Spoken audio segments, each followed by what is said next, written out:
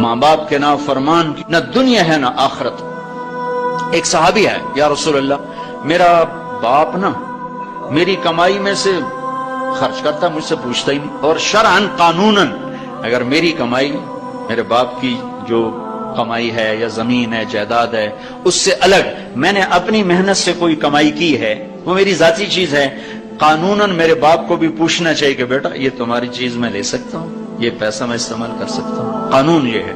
تو اس نے قانون کی بات کی کہ میرا باپ میرا مال اٹھا کے خرچ کر دیتا، مجھ سے پوچھتا ہی نہیں۔ آپ نے کہا اس کے باپ کو بلاؤ۔ اس کے باپ کو بلایا تو وہ انہوں نے پوچھا کیوں بلا رہے ہیں؟ کہ تیرے بیٹے نے تیری شکایت کی۔ تو اس کو اتنا غم لگا کہ وہ کٹ کے مر گیا۔ اور عرب کی شاعری تو پھر پوری دنیا میں مشہور ہے، آج بھی مشہور ہے۔ تو اس نے دل ہی دل میں کوئی شعر کہے، درد بھرے دکھ بھرے، اور وہ انہی شعر کو اپنی زبان سے نہیں دل ہی دل میں کہتا کہتا دربار رسالت میں مسجد میں پہنچا تو جبریل پہلے آ چکے تھے۔ کہنے لگے یا رسول اللہ تعالیٰ فرما رہے ہیں کہ آپ اس سے کہیں کہ پہلے وہ شعر سنا جو تیری زبان سے تو ادا نہیں ہوئے تو تیرے رب نے عرشوں پہ سن لیے۔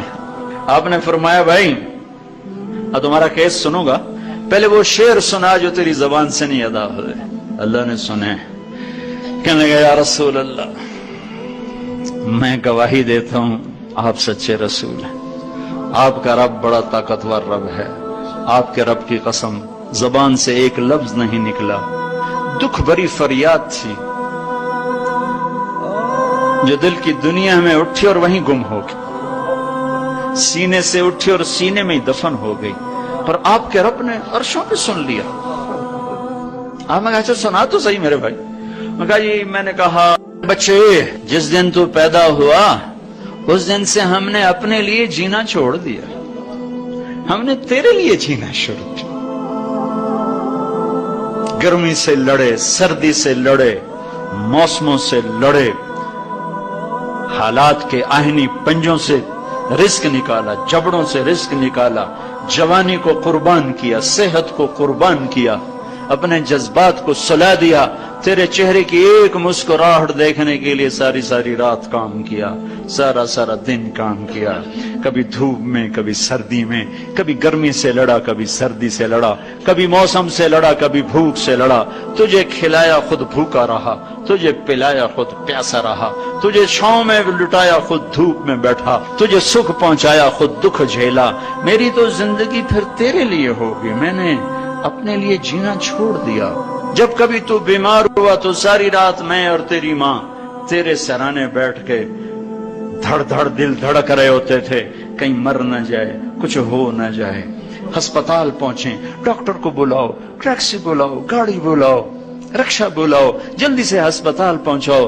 اسی خوفناک خیالات میں ہم روتے تھے، پگھلتے تھے، ٹوٹتے تھے، بکھرتے گئے چلے گئے خشک پتے کی طرح، اور تیرے چہرے کی ایک مسکراہٹ کے لیے ساری مسکراہٹیں بھول گئے، تجھے صحت مند دیکھنے کے لیے اپنی صحت کے سودے کر دیے۔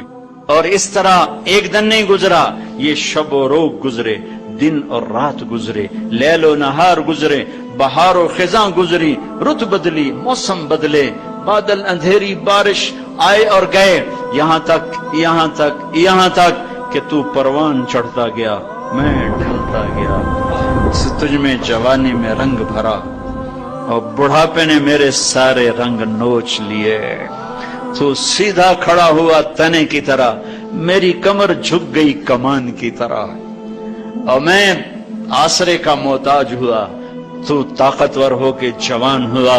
پھر مجھے خیال آیا کہ میں اس کی انگلی پکڑ کے چلا، گود بٹھا کے چلا، کندھے بٹھا کے چلا، ہاتھ بٹھا کے چلا، اس کے لیے در در کی ٹھوکریں کھائیں۔ آج جب میں بوڑھا ہوا ہوں تو اب یہ میری انگلی پکڑے گا، میرا ہاتھ پکڑے گا، میں اس کی لاٹھی بنا، یہ میری لاٹھی بنے گا۔ لیکن ایک دم میرے بیٹے تیری آنکھیں ماتھے پہ چڑھ گئیں، تیرے تیور بدل گئے، تو مجھے یوں دیکھنے لگا جیسے میں تیرا باپ نہیں، میں تیرا نوکر ہوں۔ تو میں نے اپنی زندگی کو جھٹلا دیا اور میں نے کہا میں خواب دیکھ رہا تھا کہ میں باپ ہوں، نہیں میں باپ نہیں، میں نوکر ہی ہوں، میں پڑوسی ہوں.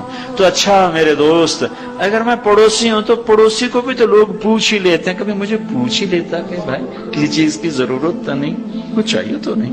یہ اتنے درد بھرے اشعار ہیں کہ میرے تو اتنی فصاحت نہیں کہ میں اس کا ترجمہ کر سکتا، لیکن یہ وہ اشعار تھے کہ میرے نبی زار و قطار روتے اور آپ ٹوٹ پڑے اور آپ کی داڑھی آنسوں سے تر ہو گئی اور آپ نے اس کو گریبان سے پکڑا اور یوں جھٹکا دے کر اٹھ جا، دفع ہو جا.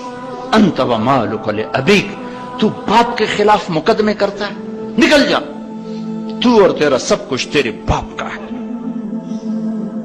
یہ صرف روزے شب قدر سے متعلق نہیں ہے کہ ماں باپ کا نافرمان ہے تو اس کی شب قدر برباد ہو گئی. ماں باپ کا نافرمان ہے تو سب کچھ برباد ہو گیا.